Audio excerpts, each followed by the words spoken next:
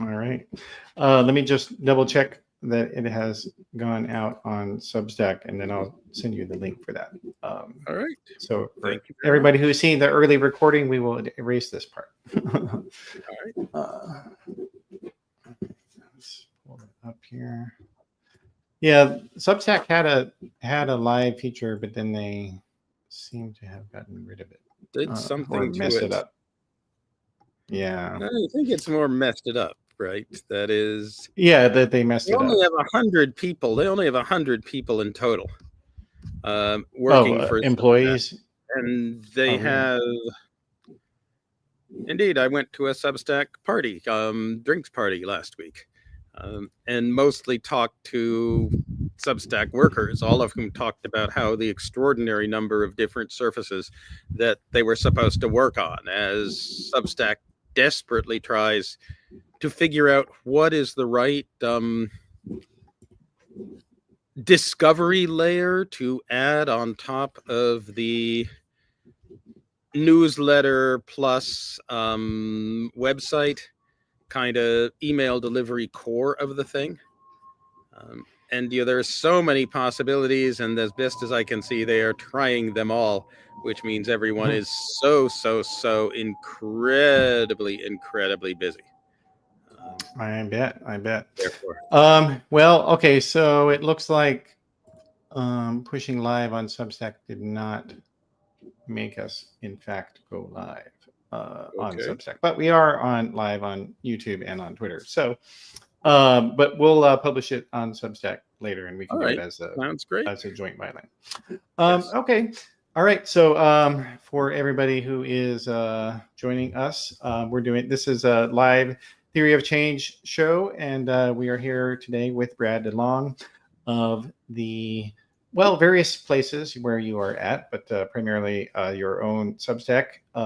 We're going to be doing that, Brad, and you are also have some affiliations. You're a professor at the University of California, which is the biggest one. Yes. Yes. Okay. Which is the important one. Yes. And also, and I wanted to bring Brad on to do this with me today to talk about, obviously, Donald Trump's firing of the Bureau of Labor Statistics head after he had the bad jobs number. But it's obviously, this is part of a much broader picture, I think, of the reactionary right's hatred of expertise. And continually exemplifying that old phrase from Stephen Colbert that reality has a liberal bias. It seems that's what they think. Yes. In many ways, it is the end of a long and honorable American tradition. Another Erika Groshin, my graduate school classmate, who was an earlier commissioner of labor statistics. As she said, I think on Bloomberg Surveillance this morning, it was in 1884 that Carroll Wright, the first commissioner of labor statistics, said that his contract with the American people was that they were going to produce the best possible numbers they could and get them out without worrying at all what implications they had for any kind of political movement or social reform or social order, right? Kind of cause. That it was not their job, to do anything other than to get the most accurate numbers they could out, and that they pledged that's what they would do for the American people. Donald Trump is now trying to break that. He is going to face a lot of resistance from the bureaucracy, which is, in this case, an extraordinarily good thing, because the bureaucracy does indeed do its job as best it can, and they are indeed addicted to the idea that it is their job to produce the numbers. That indeed, back in the 1870s and the 1880s, people found themselves in furious political debates here in America. Some of them saying that America was getting more prosperous, others pointing to falling prices for farm goods and saying it was becoming less. Some of them saying that income distribution was becoming more equal, others saying that from what they saw it was becoming more unequal. And a whole bunch of people got together and said, we disagree on a huge amount, but we all agree we do not have reliable information about this. And we should spend some serious money creating governmental institutions that will, in fact, produce serious and accurate information. And that's what people interested in America, interested in good governance, interested in a actual functioning political sphere that does its job, got behind in the 1870s and 1880s. And that is the reason for the statistics movement.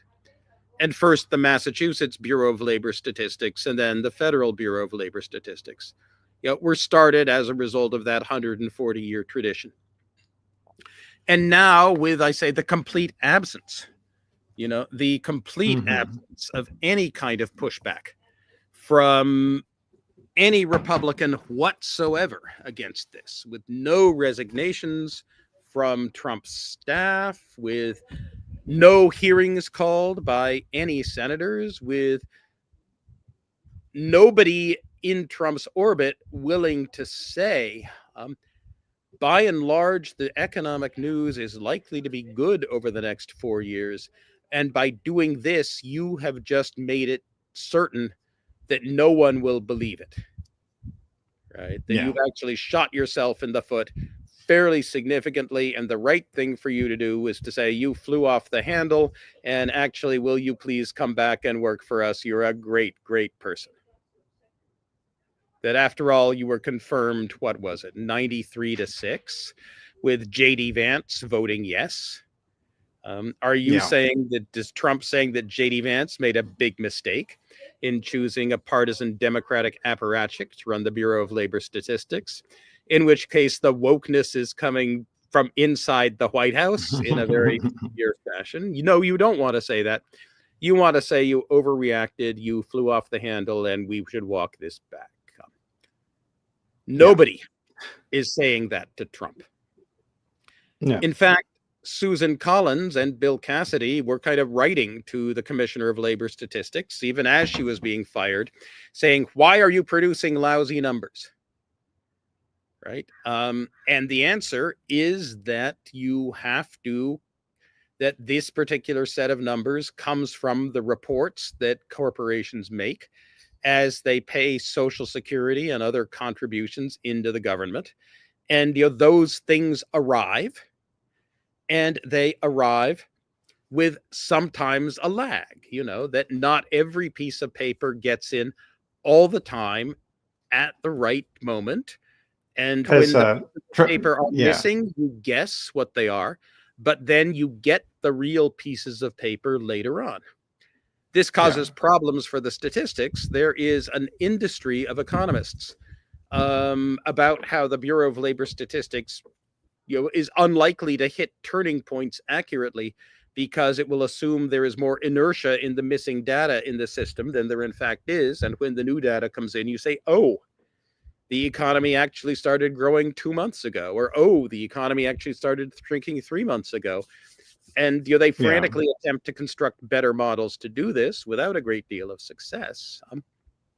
Because it's flying blind in a lot of ways. The demand that you produce numbers that are not revised is either a demand that you go out, you send your goons out and start firing or start fining people who don't get their social insurance contribution paperwork in on time, which is, you make the government a lot more oppressive and nasty in terms of filling out forms.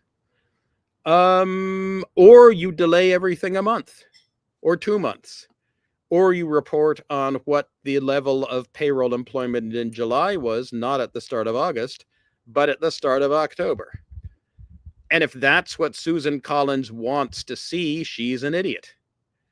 And if none of the members of her staff told her, wait a minute, if you complain about this, then you are either calling for data to be delayed for 2 further months so it can be properly checked and assessed, or you're simply wanting to make some kind of headlines about how you can't trust government statistics for partisan advantage, and neither is a professional occupation for a senator. Yet apparently Susan Collins' staff has no one on it who will say, wait a minute.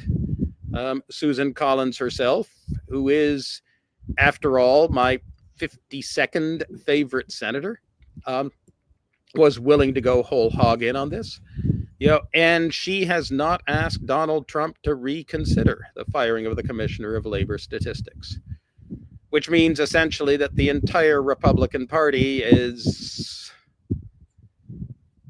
gone, from the perspective of actually wanting ideas that are true rather than ideas that are convenient, out there in the world. Yeah. Well, and it is notable that the guy who was the previous Trump appointee as the BLS head has, in fact, he just came out with a statement criticizing criticizing Trump for firing Erika McEntarfer. But yeah, it only emphasizes your point, though, that these are only the former Republicans who are engaging in truth telling in this regard. Like the actual people who are elected who could do something are too intimidated, and they're too intimidated by the Trumpian cancel culture against accountability. Because that's really there's this double game that has always been played since William F. Buckley came along and sort of created he and others created the post-war reactionary movement that took over the Republican Party, in which one party acts entirely in bad faith at all times, and everyone has to pretend that they don't. And so they attack all expertise and all data that counteract their beliefs and opinions. And then everyone just has to pretend that it's serious. And this is why the Republican Party has, a higher approval rating than the Democratic Party does, because Democrats actually are willing to criticize their own party, whereas Republicans don't. Yeah, no, I do remember being struck in the last Trump administration, that economist Robert Barro came out with a prediction that the then Trump, McConnell, Ryan tax cut would be a huge boost to American economic growth, would in fact raise the level of investment in America by so much that by the time it had worked its way through, we would fully have 2/5 additional as much machinery and buildings and infrastructure and capital as we had now, and that enormous increase in capital investment would drive a huge boom to American labor productivity and wages. And Larry Summers and Jason Furman took them on the grounds that this was nonsense, what Barro and Boskin were saying, and said we should at least be able to get together and not do this, and to get together and get behind, say, the Congressional Budget Office or the Joint Brookings Urban Tax Policy Center or the Tax Foundation to assess what the impact of a like tax cut is likely to be. And Boskin wrote a very weird response, right? That it was very much that he was not going to sacrifice his analytical judgment to any other bunch of people, even the highly respected Tax Foundation or the highly respected Joint Tax Center. And it was very important that the impact of this tax cut would be determined by how the regulations would be written. And it was very important for people like him to be in the room when the detailed regulations were written. And, you kind of read this, and I read this, and I thought, gee, if I actually believed that this policy, if I actually believed this policy would produce a huge investment boom in America and cause a doubling of productivity growth over the next decade, I would not be defensive. I would say I will not sacrifice my judgment. I would say, well, my judgment here is correct, and your judgment is faulty. And, I will bet substantial amounts that my judgment is correct. And to the extent that the Tax Policy Center and so forth are not in line with them, they need to reform their procedures because they're making bad estimates. Rather than the milquetoast, we disagree piece.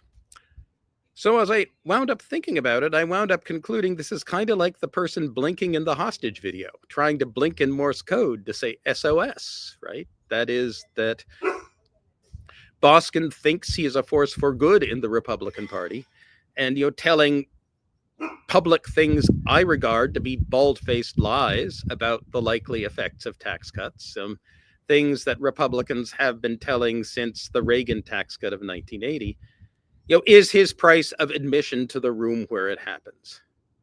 And that it's better than he do this than the true crazies run things. And so please don't be mean.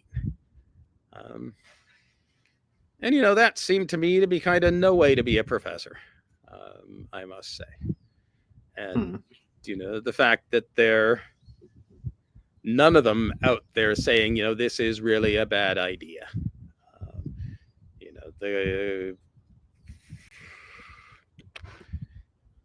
It's notable that they're makes me even less happy. And it's the fact they're saying nothing, I think. The fact they're saying nothing is interesting. At least they're not saying that, gee, this is a wonderful thing that will boost economic growth. It shows that they don't believe that they do think it's wrong.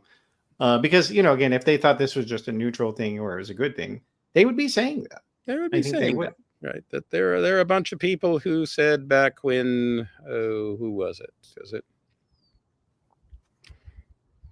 Mitt Romney was running? No, it was running for president, and having a meeting, and the question was, what economic growth should we project? And Jeb Bush says, let's raise this by a percentage point. And a bunch of the economists go along. Marty Feldstein, my teacher, the late teacher who I adored dearly, who is a dear man, who is a brilliant man, kind of all went along. As opposed to, say, back in the Clinton administration, when Gene Sperling was asking Larry Katz to put an economic growth number forward. And Katz said, I think you should say X because there's an 80% chance we'll exceed that over the next 4 years. And, Sperling said, fine, that all the numbers sound reasonable. It's a reasonable one for budgeting. And I would like to be in the position where you can validate me later on by saying I was pessimistic about what the effects of these policies were. That's not something you would have on the other side of the aisle. And that's, I think, a genuine loss for America. It is, yeah. And of course, this firing, is just of a piece with Trump's larger attack on expertise, and probably the two biggest other areas that we're seeing this is with RFK Jr. and the Department of Health and Human Services, and in regards to, in particular, funding of the National Science Foundation, that they are freezing all these grants and prohibiting certain words from being used, like or you get flagged if you use the word woman, literally. And I want to talk about just so this is a larger trend, but there does seem to be. I think there's like I think wait for that. Sorry. It seems like there are some. Sorry, that's mine. I thought I had it muted. I did not. Okay. All right. Well, hey, this is live recording here. So things like that happen. My dog just walked in the door behind me. I don't know if anybody can see that. But yeah, so. I think though that there are within the broader, say, center to left, sometimes there are people who they don't know this history of bad faith and deliberate ignorance on the part of reactionaries, and they seem to think. And I think Thomas Chatterton Williams is an example. He just came out with a book claiming that if only liberals had been not so X, like. Then the reactionaries would not be so deliberately ignorant and malicious. Right. And it's like, you don't actually know any reactionary political elites, do you? Or you haven't really paid attention to what they say, because you wouldn't say that if you had. There's also a view that the people I like have no agency. Right. Expand that, if you would. That,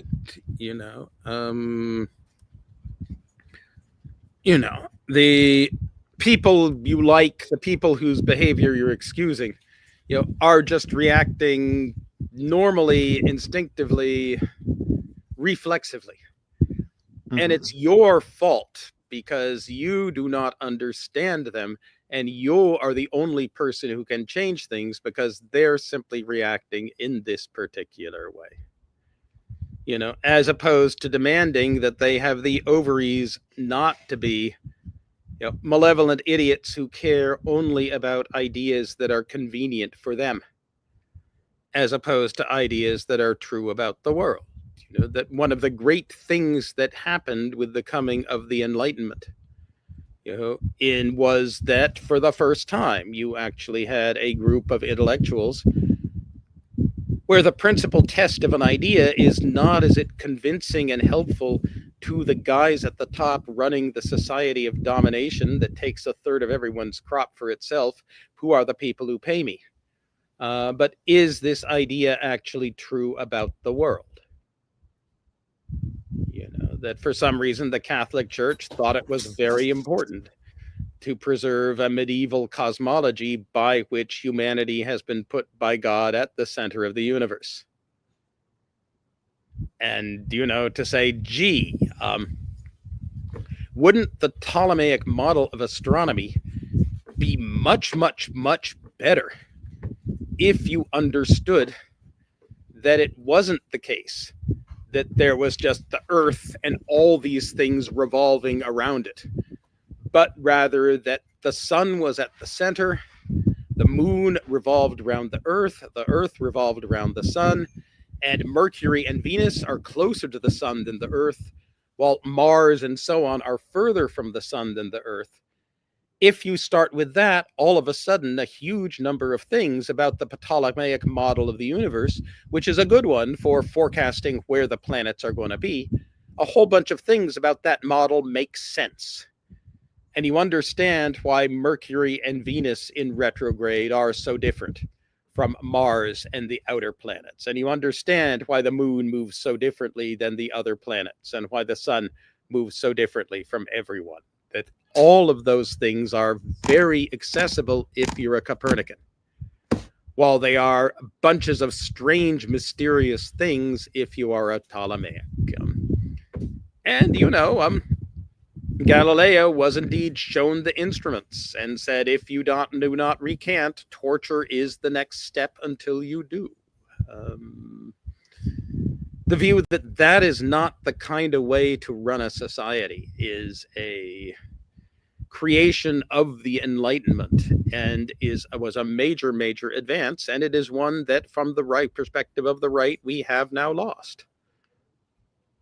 Yeah, it is, and and we see this also, just going back to the labor hiring statistics, that the Trump tariffs and his constant uncertainty that he's creating about them, promising deals and saying we're going to have a deadline of this, and then ignoring it, and then we're going to move it up. It is creating all kinds of uncertainty for business owners and employers. And so, of course, the job numbers and other GDP numbers are going to be extremely erratic, and he's the source of it. But they can't accept that. It was very, as I say, the absence of pressure to say,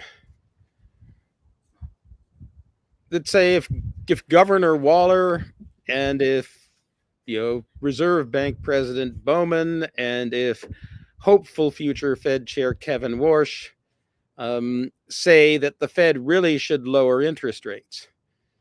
They also need to say the Fed should lower interest rates because I am confident that policy uncertainty will be removed, and that the Donald Trump administration will give us policies with economic predictability and sustainability to support growth, so that lowering interest rates will be a prudent thing to do.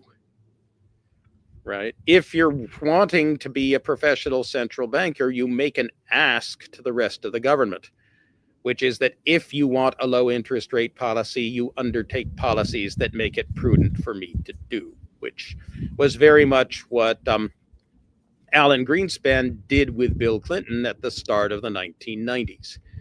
Yes, I will lower interest rates if you do policies that make it prudent for me to do so.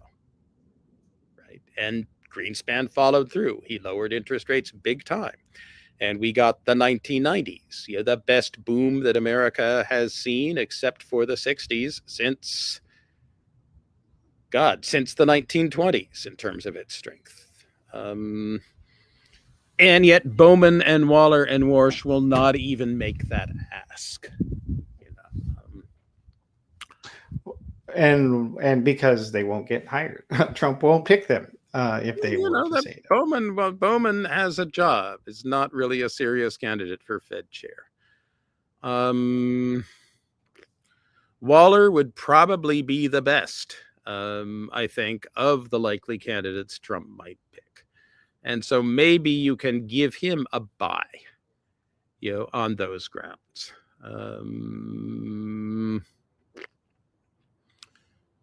Well, give us the background on them, for people who don't know them. Tell us who these guys are. No, that Bowman is a right-wing Reserve Bank president, and she stands out in my mind for someone who said that the reason that housing prices was too high was because immigrants. That the reason there was housing inflation was immigrants, which is false. Yeah. Waller is a technocrat who's played a bunch of footsie with the Trump administration, but I think would be an extremely smart guy if he's willing to stand up to the White House in a clever and appropriate way. The problem is that should have started now. Warsh is a guy who is always for lower interest rates so the economy can grow faster when a Republican is president, and higher interest rates so inflation is under control when a Democrat is president, and kind of switches with alarming frequency, remarkably rapidly, in my view.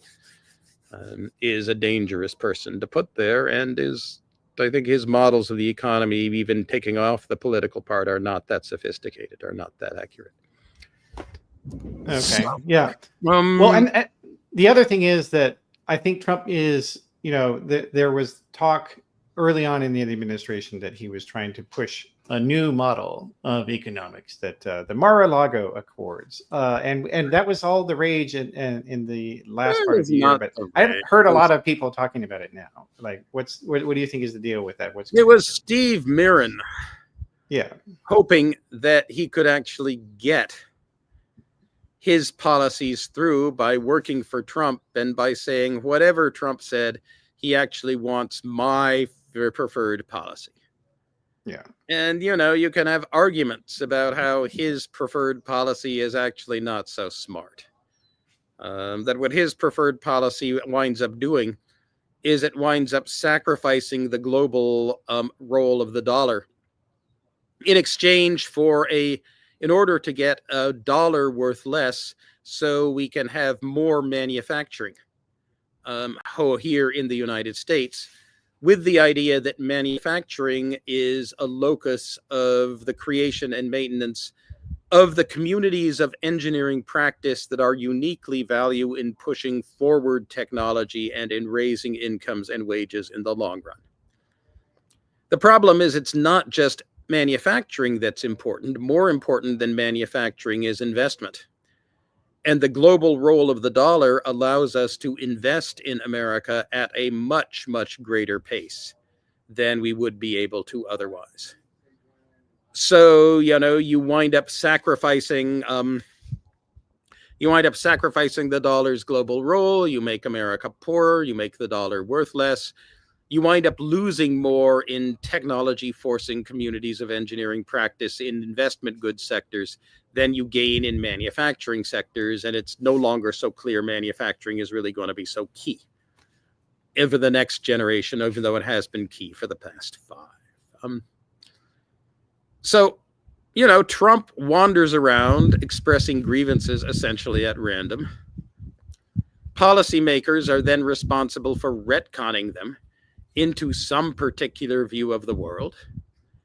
Trump will then endorse or deny your retconning, depending on whether he likes you or not, and whether he thinks it sounds good and approved or not.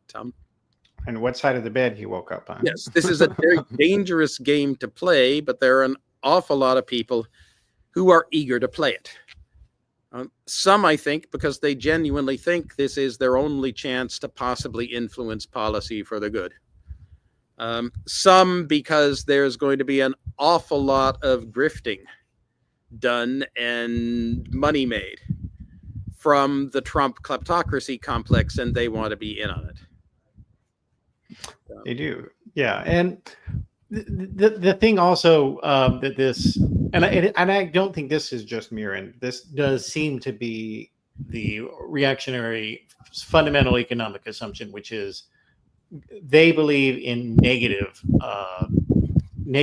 fiscal multiplier. That's what it seems like they believe, that a government dollar. They believe in a positive fiscal multiplier.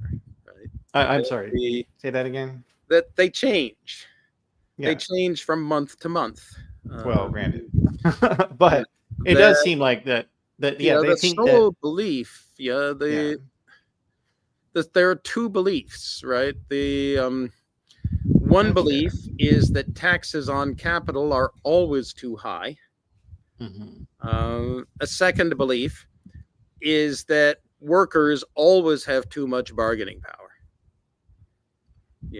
And it is a good thing if those without papers, are scared, lest their employer drop a dime on them, and so they want to be extremely valuable employees, and that their employers, in turn, are scared that a customer will report them to the ICE, and so as a result, they're willing to offer real Americans good services at low prices. They love the idea of H-1B visa holders.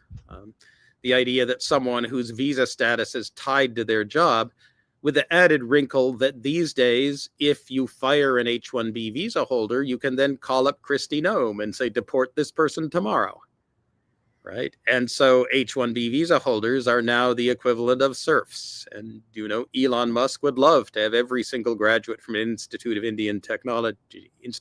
Institute of Technology in the United States as this kind of H-1B serf, and it's spreading, right? That we have discovered that if you're a green card holder, and if Kristi Noem asks Marco Rubio will revoke your green card on the grounds of national security. And the Supreme Court will not help you, right? You then have to try to fight this revocation in a 3-year process from another country if you want to get back in. And, God knows what's going to happen to people with citizenship when they claim that there is some irregularity, some lie on their citizenship papers. That I don't think Elon Musk or Melania Navs have to worry about the fact that they overstayed their visas in the past while claimed on their citizenship papers that they had not.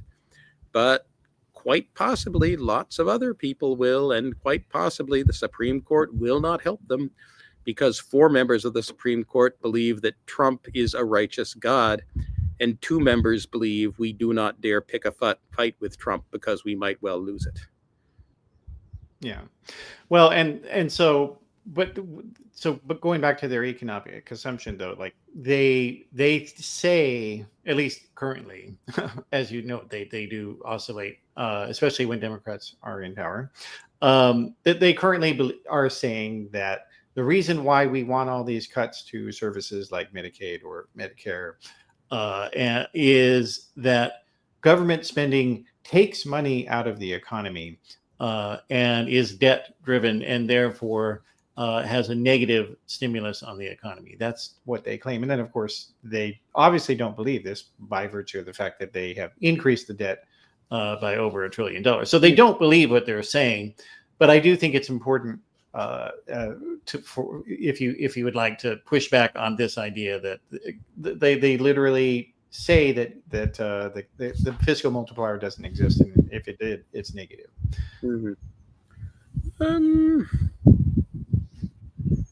Well, more that government spending doesn't do anything.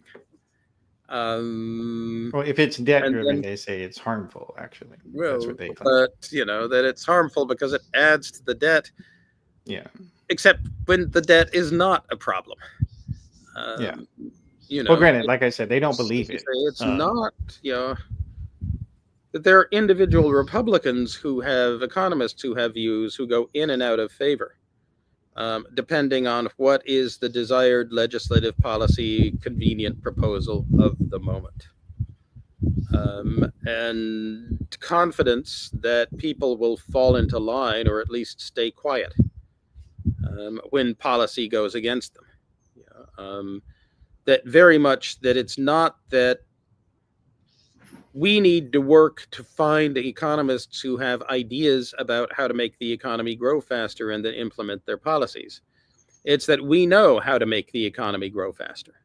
It's to cut back on government spending wherever possible, cut back on regulations, except those that we like, and eliminate taxes on capital of all kinds. We know that, and we don't need to know anything else. And so economists are there to be hood ornaments for the car that we're driving, and if they're not willing to kind of pose properly, we can find another one.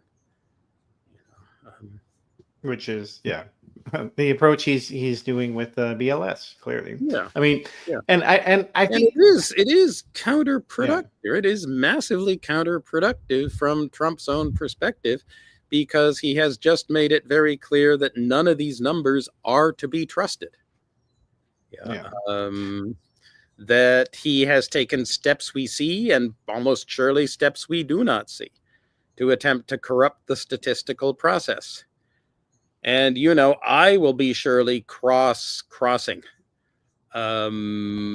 reports that come out of the BLS and of the BEA and of the census going forward with other potential large sources of data. And indeed, it is time for the Financial Times, for Bloomberg, for the Economist to themselves stand up a shadow statistics department of their own. To say, here's what the government reports, but here's what a big data, assessment of the general information flow says. Yeah.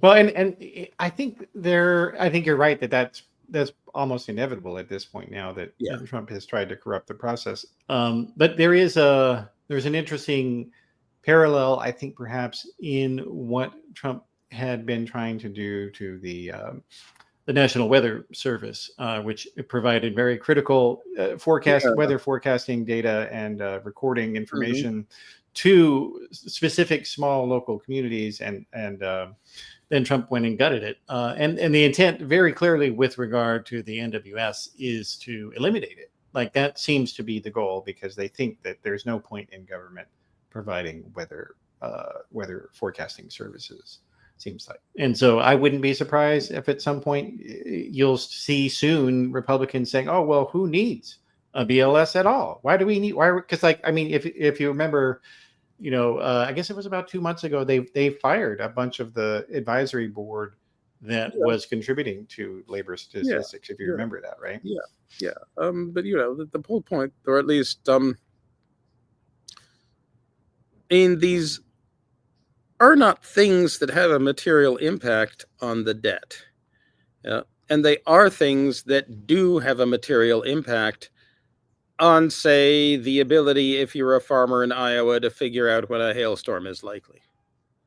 Or your ability, if you're a commuter in, suburban Dallas, to figure out when you need to wait for 20 minutes before heading out onto the road. That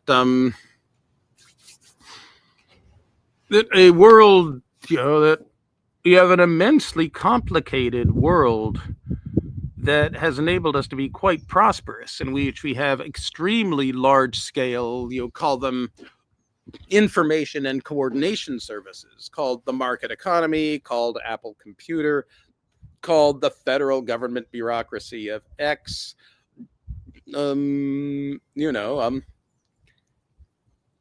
all of these things need to be healthy and need to be working well, or we wind up with a much poorer society very quickly.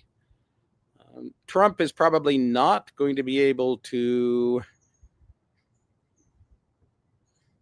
break all that much for all that long. But, the point is that there are an awful lot of things that he will break that will be quite damaging. Yeah. And one way to think of it is that we had before Trump, we had productivity growth of maybe 2% per year, in America, coming from, investment in America of about 20% of our income a year in total. And so that's a net return on our investment spending of about 10%. And of that 10%, right, about 5% comes from about a 5% return on private investment in America, flowing directly to the people, the corporations, the people who make those investments. And you also have about 2% return flowing to other corporations and businesses that can see what one business is doing and taking advantage of it, or flowing to workers who have advantageous market positions and get to share economic rents. But still, the 17% of investment in America that comes from business, multiply 17 by 0.7, 0.07, and you get 0.12, right, or 0.012, which means that 2/5 of our economic growth, 0.8% per year of our economic growth, comes from the public investments in infrastructure, in health, in education, in in technology, in research Science and development, in science. And so if this part is getting indeed 0.08%, that's not a 5% return or a 7% return. That's a 20% return. And so hitting public investment is a uniquely damaging thing to do to American economic growth. And it's something the Trumpists appear to be very eager to do to the maximum extent possible. Yeah. Well, and it also, like, that percentage, that's just the direct measure, though. So in other words, like the NHS, I think is such an incredibly successful investment vehicle. NASA, you've got these two agencies that have been at the cornerstone of so much worldwide innovation, and they more than paid for themselves over the decades. Every single year they do. And and what I've done is purely an exchange value calculation, looking at things that flow through the markets. But there's also the use value calculation that you need to do, right? That antibiotics are productive things, and they're an important part of our national income and product accounts. And when you produce, say, an antibiotic that allows someone like me who got an infected abscess in his butt in his 30s and went down to the University Health Service, and they lanced it, they poured antibiotic powder in it, they slapped a bandage on it, they said come back in 2 days if it's still red, and then they yelled at me for letting it get this bad. Nathan Mayer Rothschild, richest private citizen in the world up to that point, up to the first half of the 19th century, got the same thing in his 50s. He died. He died after being tortured by months for German doctors who were trying to figure out how to deal with this infection and could not. He died in his 50s before he got to see his grandchildren grow up.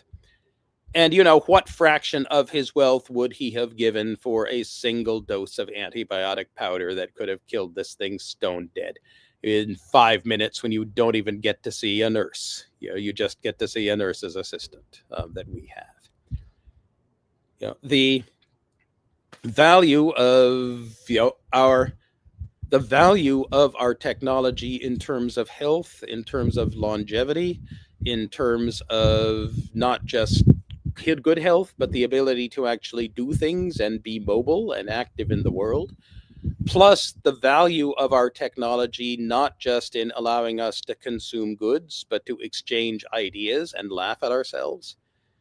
Those themselves are massively, massively greater than what the national income and product accounts tells us.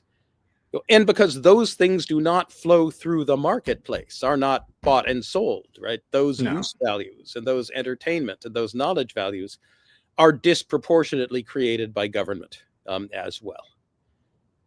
Yeah, and this, this general ignorance that the reactionary right has about these, non-direct or indirect account stimuli and sort of obligations and resonant effects. It is just bizarre that this belief continues, given that Adam Smith, their supposed hero, explicitly, and it wrote an entire book about how what was the just sort of conventional economics, if you will, that human societies are so much more than that, and Yes. they completely ignored him, and sure they did not read any of his books for that matter. Right. Mm-hmm. And and just for people who are interested, the book is the theory of moral sentiments. It's definitely worth checking out to understand that it's just not simply about checks going in from one account to the other. Right. This is about society. That's what the point of economics is supposed to be, is about, because it comes from the Greek word oikonomia, which is the management of the household. Yeah. And it's not, so it didn't mean just the budget. Yes. Okay. And that's something you have been trying to reorient economics toward that more. I think. And how do you feel like that's gone outside of the Republican Party? I think it's gone great, right? I think economics as a discipline is in a much more healthy state than it was when I started in this profession 50 years ago.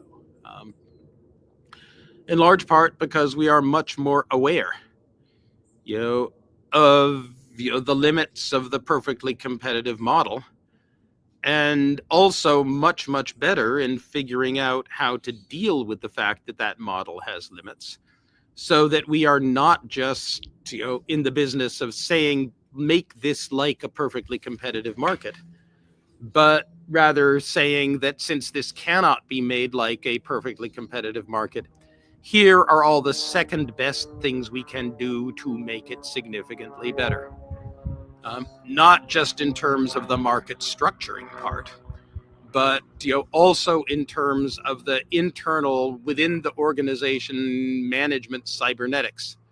Organize the organization, create an organization that is properly responsive to what it needs to do and what it can know, and also with respect to human beings' ability to successfully manage their desires so that they can live wisely and well.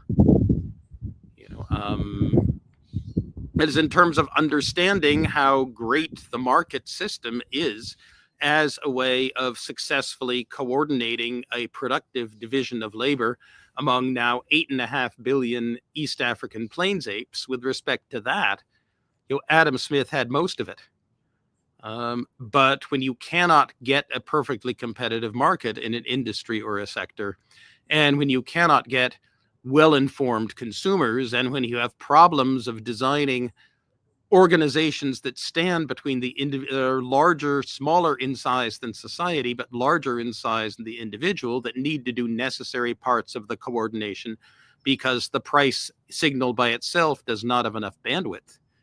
We've made so much progress on that in the last 50 years that I actually can be proud to be an economist in the way that one really couldn't back when I started in this business. Yeah, well, and it is the understanding that markets, they're not just the creations of the government, but they have to be managed. They have to be overseen. That the bounds, without any sort of bounds or regulatory structure or anti-monopoly structure, Mhm. that they will collapse into Yes. monopoly. Like that's the natural tendency, especially with technological progress. Mm-hmm. Yep. That after all, the whole idea was, I mean, the very idea that you would have a market economy was itself a radical expansion in the size of government, right? The idea was then that property rights and terms of trade, would not be what local notables, what the local big man said should be property rights and terms of trade, and was not what either roving or stationary bandits would say should be yours. You're yours only as long as I can milk you. If God had not meant you, to be sheared, he would not have made you sheep, as the villain says in the Magnificent Seven. And I think most important at all, that the organization of property and contract not be at the whim of the government's own functionaries, right? All these things that allow people to invest, accumulate, understand where their sphere of action is, and to figure out how their resources can be best used and what resources others have that they should trade for. That's an absolutely, truly remarkable thing, right? That's crowdsourcing the problem of economic organization in a remarkably fruitful and productive manner that earlier societies that said, you're a serf, you're a slave. Here's what you have to do. Here's what the big man says is yours. Here's what the big man says isn't yours. Here's what it's such a huge advance, and also very much a product of Enlightenment ideas about individual autonomy, agency, action, and truth. Wonderful thing. Wealth of Nations, absolutely wonderful book. Yeah. Not all of it, right? Not all of it. It's not the full story. By a long shot. And we economists now have management cybernetics and behavioral economics and more sophisticated market structure ideas that we did not really have 50 years ago that allow us to properly situate the market in its place. Right? That after World War II, there really was kind of a belief you only had to do three things. You only had to have fiscal and monetary policy to maintain full employment. You only had to impose the proper pollution and other taxes on things that were noxious. And you only had to have a progressive tax system and some kind of safety net in order to make the distribution of income and wealth not too unequal. And that those were the only three functions of the government, that plus national defense and so forth, that were truly legitimate. Now we understand that the proper way of structuring the economy and the society is much more complicated and requires much more subtle. And and we're doing, with the exception of the past 6 months, when we're making rapid backward progress, we're not doing that poorly. Yeah, well, and the proof is in the pudding in terms of that there has not been, since the Great Depression, there hasn't been a Great Depression in the United States or any large major world economy since then. So, but now there is, as we come up on the hour here, let's maybe turn the focus to AI, because that's, I think, is a source of a lot of uncertainty with regard to people's careers, with regard to investment, with regard to the economy. There's, and I think that on the political left, and I'm curious what your thoughts are, that there seems to be a lot of strong skepticism and on with regard to AI. They think it's a scam, that it's just a big nothing burger. And you don't seem to be of that opinion. I'm not of that opinion. Definitely. But there's a lot more nuance here.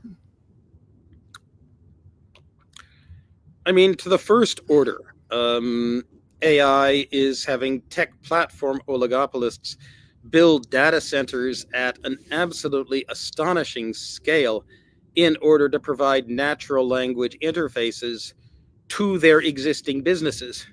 so that nobody else who constructs a better natural language interface to their business that responds more accurately and quickly to questions, say for Amazon about where to shop, for Facebook as to how to interact with my social network, for Google as to how to search, for Microsoft as to how to actually do my group team work job, that no one with a better natural language interface to that can make a run and grab my markets and my monopoly profits away from me. And it's worth spending a large chunk of my current profits on building out these data centers and using these models in order to provide this particular kind of insurance against AI natural language interfaces turning out to be really, really big and really, really important. And I cannot afford to be behind at all. Or else some upstart whippersnapper or one of the other platform monopolists, near monopolists, might take my profits away from me relatively quickly. That, that's what they're all doing, with only Apple of the great platform near monopolists kind of hanging back. So that's the first order thing. Whether these will actually be used for their intended purposes or not, nobody really knows yet. But at any event, we will have an awful lot of data centers at the end, and we can do an awful lot of data processing. As a result, then if we can find something useful to do, it will be kind of neat to have all these GPUs hanging around. But it's probably not going to make a great deal of money for the tech incumbents. It's just a way to spend money, as a way of buying insurance against disruption, to preserve their current profit flows. The second most important, in terms of financial flows, use of AI is as a successor to the crypto grift, as a way for not too ethical and extremely persuasive venture capitalists to separate gullible venture capital organizers, to separate investors and venture capitalists from a surprisingly large amount of their money. Right? That, crypto was a great grift, and it took a lot of money away from a lot of people. And a lot of people now have crypto assets, which they think are worth something. And at the moment, for each individual, they are worth something because you can sell it to another gullible investor. But long-term value of crypto does not look that bright for practically everything except possibly Bitcoin, if it manages to make the jump to digital gold, which it will be interesting to watch if it does. But, everything else is kind of going to be toast. Yeah, and actually, sorry if I can interject on that point. I think you made me think of something else. Is that the only way that crypto will increase in value over the long term is government. Like it markets itself as this, anti-government, libertarian, utopian technology, but ultimately only government can make it have value by giving that sanction. And yet, so they're all rushing to lobby and endorse candidates and give money, but they won't admit the fundamental contradiction of their entire worldview that they're engaging in. But go ahead. And third most important, at the moment at least, important financially, but also very, very important for the quality of human work, is modern advanced machine learning models as not so much chatbots, but rather as text summarization and brainstorming engines. That back during World War II, say for Richard Feynman to do his job as a calculating physicist at the Manhattan Project, required 40 people. One Richard Feynman to write down equations, and 39 women with punch calculators, manual punch calculators, to actually do computations. Come the spreadsheet, you need only one guy to write down the equations. And you can run through huge numbers of extra scenarios. You can do much, much more calculations than could the 40-person anthology intelligence that was Richard Feynman plus his 39, female employees. back during the Manhattan Project. It's a wonderful thing.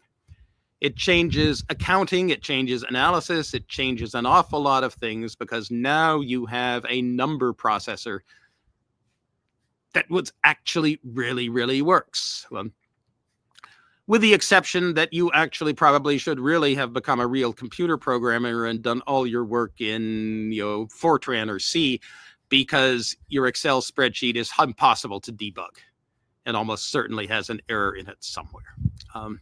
But easy to use, revolutionary, entire back offices filled with people with calculators, mechanical calculators, vanish kind of overnight. Just as with the coming of automatic switches, the 600,000 women who used to plug cables into plug boards to make telephone circuits work vanished over the course of 15 years or so. Now comes, the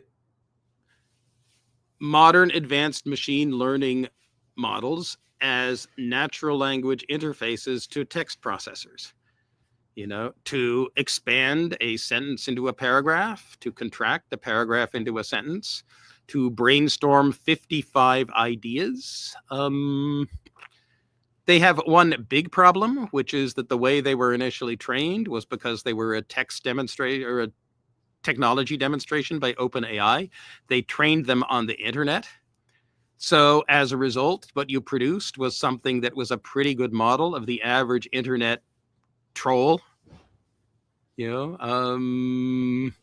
Say a vibe poster, a meme poster, then there's a huge industry. Right? Andrej Karpathy is especially eloquent on this, on all the things you have to do to a model to make it not just the level of the typical internet troll, but instead useful. RAG, RLHF, this is that's the other's the different acronym of the day, prompt engineering, context engineering, such. It's going to be quite useful because we can now poke it into places where it doesn't think, but rather it repeats elements of human thought in ways where you can quickly say yes or no. And it has the possibility to get everyone up to what used to be kind of a 90th level of facility 90th percentile level of facility for writing prose, which massively democratizes the ability to make yourself persuasive. It also, it also enables you to deal with information overload in a sense that you could not before, because it allows you to survey, at least if it can find it, a huge chunk of everything that has been said and compress it and distill it in such a way that it can read more than you could and a year in a day. And then we'll give you a starting point of what things to read more deeply in order to acquire the information and then to conduct your analysis. When you think of it, we really don't need to build an artificial superintelligence because we already have the anthology superintelligence that is the collective human mind as it has been building ever since the invention of writing 5,000 years ago. For the past 1,000 years, students who have gone to college have done so to learn how to be good drawers on, good users of, good front-end nodes to and in.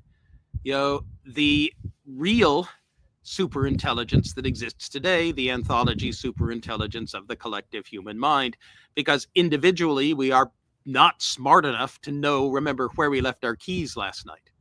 But as long as we can draw on this anthology superintelligence of humanity, we can be very, very smart, because we can draw on the best of all that has been thought and known. And, the purpose of a liberal education, of an education for someone who will neither not have a choice because they're a serf or a slave, or not have a choice because they'll be a thug with a spear who has a place in the society of domination that is quite a nice one and doesn't need a different job. If you're in the middle, you have to make a living by your wits, and being a knowledge worker is the best way to do that. And by being a good one, by going to university and studying diligently, you both allow yourself to enrich your life by drawing on the best of all that has been thought and known, and also make yourself potentially useful to whatever thug with spear or their tame accountant, bureaucrat, or propagandist has decided they need an extra person in the office, right? It'll hire you. That's the origins of the university. That continues. Information technologies change. They change radically. There's the question of whether modern advanced machine learning models as text processors are relative to the old-fashioned typewriter, more like the Moog synthesizer is to the piano, or like the Moog synthesizer is to actually having a stick and a tin can to bang it against. There's a question of how big a jump this is. This is a jump, but this is a jump that leaves the essentials of being a white-collar worker intact.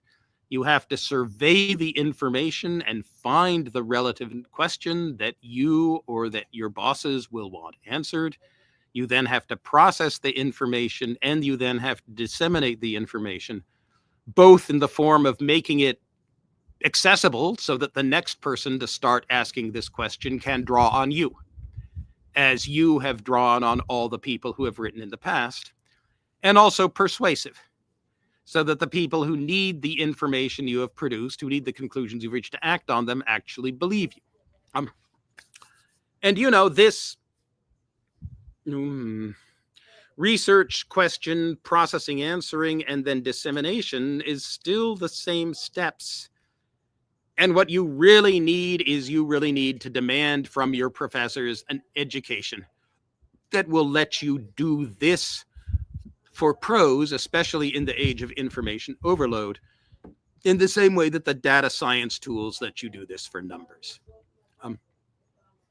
So people going to college especially need to demand that they be properly educated to become good front-end nodes to the anthology superintelligence. And if you do that, you are going to be able to do very valuable stuff no matter what your job is, no matter who your boss is, because it's the same kind of process of figuring out what is thought and known and how do I reach the right conclusions about it, and then make those conclusions properly persuasive, both in fixed written form and in oral presentation or oral text chat form. Yeah. Well, and the interesting thing about all of this, to your point, about that, the overall agglutination of human knowledge over the past, 5,000 years of writing, of literacy, like it is also like we're at this moment now where the value of a liberal education has never been greater, because now there's so much uncertainty with regard to professions, with regard to what will exist. It's the right kind of liberal education. Well, yeah, but it's the kind that makes you be persuasive rhetorically in person. It's the kind that makes you persuasive on paper. Either by figuring out how to use AI in order to get your prose up to what used to be the 90th percentile, or becoming sufficiently expert in using it to push yourself from the 97th to the 98th or the 99th percentile in the words you actually commit to the screen. And it's perhaps most of all figuring out how to use these tools to do a better job for your research, rather than just going to Wikipedia and regurgitating what you find there, which is not at all bad, right? Just not at all bad, but how to become much better at actually finding what is the information I need to know to answer the question I ought to be asking. What is that question, and how do I determine if this information is reliable? Yeah, well, and what is it that I those are don't things know? that are not closely add to the data science skills, and those are things that are not that closely aligned with current college curricula. Yeah, I agree. No, there's going to have to be changes. Yeah, like I was having lunch with my friend, computer sciences Adam Farquhar, my friend from elementary school, Adam Farquhar, yesterday here in Berkeley, and talking about things and similar things, and him still pushing for his education at St. John's, right? That these are the 80 most important big canonical books. We will read them deeply. And me saying, well, yes, this is an ideal education for the 1400s, when there really are only 80 worthwhile books that have been written, most of them in the Latin language. But these days, you need to know how to be able to read shallowly and effectively, and to use all kinds of summarization engines as well. Because not all knowledge is gained by reading the 80 canonical books as deeply as you can. Even though, say, Martin Wolf and I were both enthusing on the internet last month about how great a book Thomas Mann's The Magic Mountain is, and how important and valuable it is to read The Magic Mountain deeply. These days, and in some ways these days more than any others since the days of the 1920s when it was first published, that deep reading has a place, video has a place, audio has a place, shallow reading has a place, summarization has a place, brainstorming has a place. Saying that using AI is cheating is, I think, educational malpractice. Saying we can't assign term papers because we don't know if they will actually write them is also intellectual malpractice, because you then call people in and have them talk to you for half an hour about their term paper. And by then, damned well how much of it is theirs in any real sense, at all. Getting people to learn deep reading, which is a very valuable skill, is, I think, a more difficult nut to crack, and is one where the current youths are not that great and getting worse as time passes. And I don't have a good solution to that at all. Well, I guess that could be that's another episode then. Another episode. Call me in a month. Call me in a month, right. And I may have ideas about pedagogy in the way of AI. And then behind that, there is the remaining use of modern advanced machine learning models, which is outside of text summarization and processing, outside of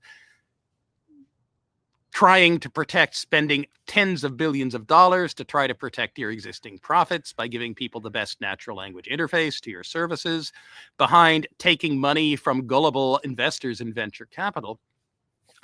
There also is extremely big data, extremely high dimension, extremely functional form regression and classification analysis of all kinds, so that you no longer have to throw situations or people into, say, 15 different boxes and say we treat things in this box this way and in this box that way, but instead allowing an algorithmic customization of how the complicated social system that is our society can deal with and react to individuals.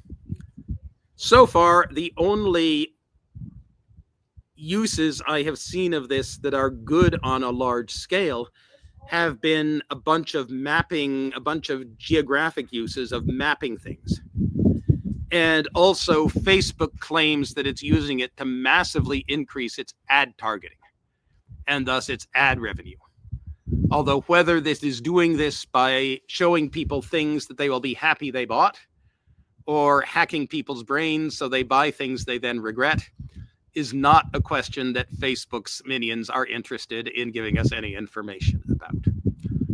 But there will be additional mammoth use cases from very large, very big data, very large dimension, very flexible functional form, large-scale classification, regression, and prediction analyses. We just do not know now where they will be valuable for us, but they will be. See my colleague Marian Gorenchaw and her co-author Kieran Healy, and I think the book may be called The Algorithmic Society, and since I have it upstairs on my bed, it's embarrassing that I'm too dumb to remember it. Because I ought, as an East African plains ape, to have a better visual memory than I do, thus demonstrating we're really not that smart unless we can, as Isaac Newton said, stand on the shoulders of giants and draw on every good thought they have had. Yeah, exactly. And you're reminding me here also that there's a long-standing phrase within techno reactionary circles that crypto is libertarian. Peter Thiel has said this. Crypto is libertarian. AI is communist. And they seem to believe that because specifically that, you know, the human corpus of knowledge does not seem to fit well with their anti-government, you know, ideologies and feudal belief systems. And that's why they're Elon Musk is the great example, of course, constantly complaining about his Grok and other AI LLMs being woke. And they never stop to think, well, why is that? Is it because what if your epistemic processes are inferior? And that's it's a subject I think that people who are not reactionaries, that we ought to be examining this question a lot more, I feel like. Mm-hmm.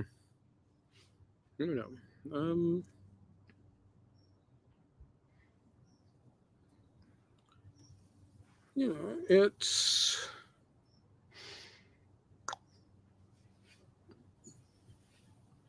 it's very odd, right? That you got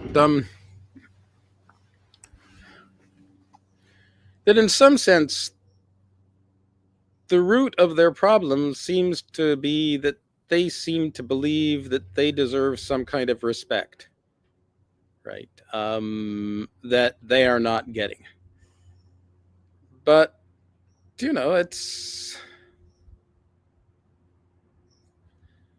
there's really no reason why they couldn't, right? That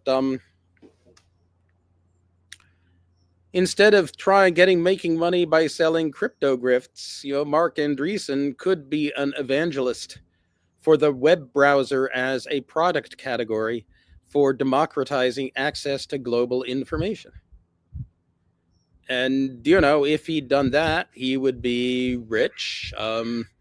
Not as rich as he is, but he would sleep easier because he would not have to think about, all the people who put their money into these crypto funds, what's going to happen to them and what's going to happen to their customers. And he'd certainly be rich enough, right? That I've long thought that, that most of them would very much rather have been Steve Jobs, right? Who, on the one hand, was an incredible asshole as a boss, but on the other hand, was an incredible motivator and director of people who could take that and thought it was worth having a truly brilliant boss with his particular sense of taste and brain that actually had a finger on the technological pulse of the world. From his grabbing Steve Wozniak and saying, you're going to build the Apple I, through the Apple II, through the Macintosh, through the iPod, through the iPhone, on through the Apple Watch and the AirPods,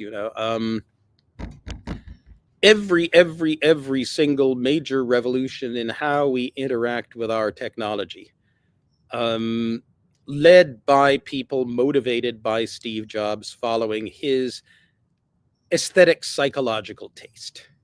And so he's rich, but he also was enormously respected and even loved, even though I know very, very few people who would have found it any fun at all to work with him, or who thought he was an especially good person, except for the fact that his "I'm going to show you" drive was focused on "I'm going to show you how to make and ride a better bicycle for the mind."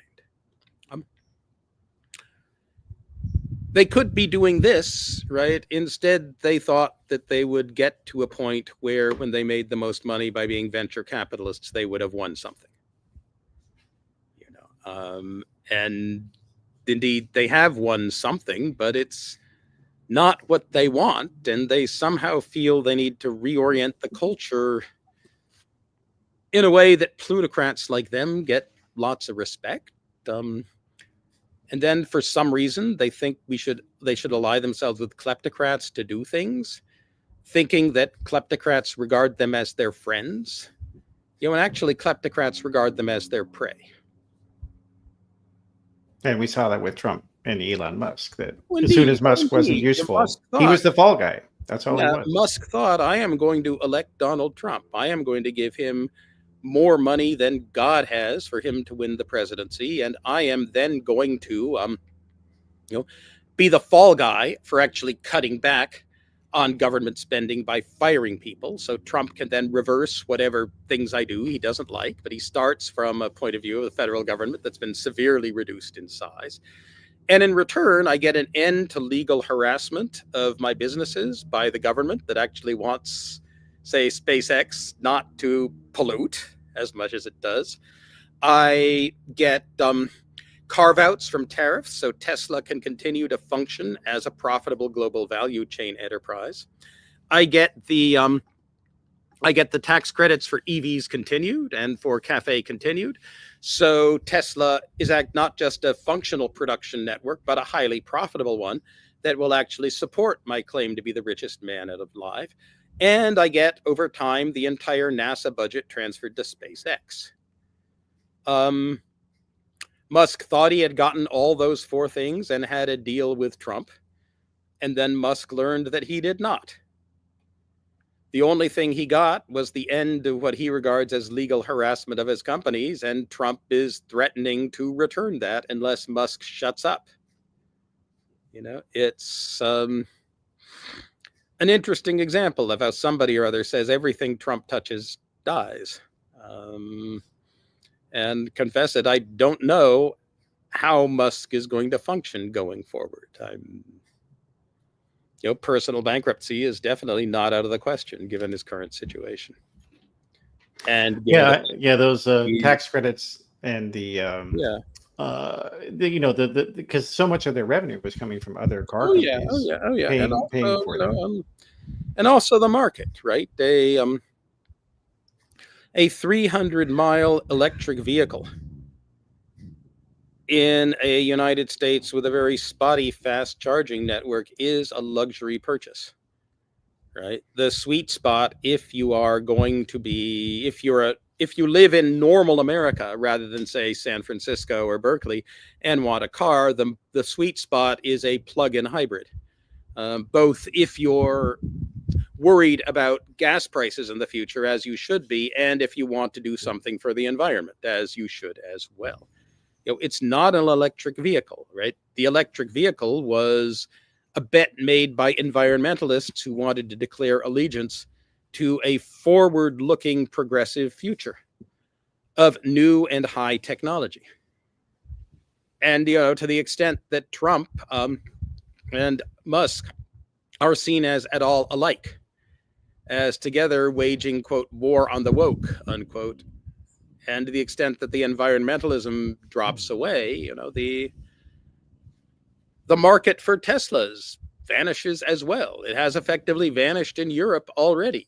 People would like EVs that have more modern platforms, have better build quality, and also have companies with nicer, more pro-environment figures at their heads, and the market, for Dukes of Hazzard themed Cybertrucks with Confederate flags painted on their sides is very, very, very small. And yet that seems to be the direction that Musk cannot help but keep pushing himself. Yeah, no, it will be interesting. And it